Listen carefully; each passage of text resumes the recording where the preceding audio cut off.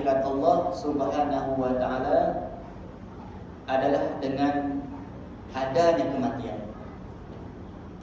Dengan wujudnya kematian, dengan berlakunya kematian, maka disitulah bermula sebenarnya kehidupan akhirat kita.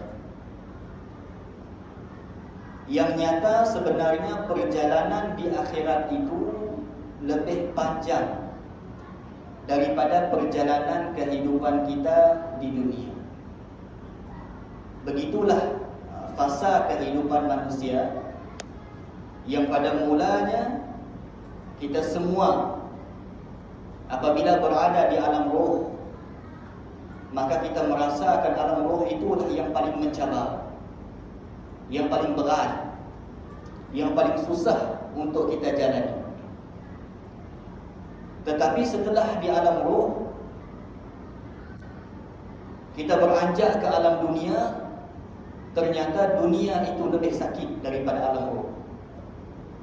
Lebih banyak cabaran, lebih banyak dugaan, lebih banyak lagi perkara-perkara yang merisaukan kita tentang kehidupan dunia.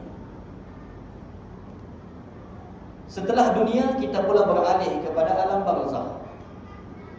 Maka alam barzakh itu lebih berat daripada alam dunia.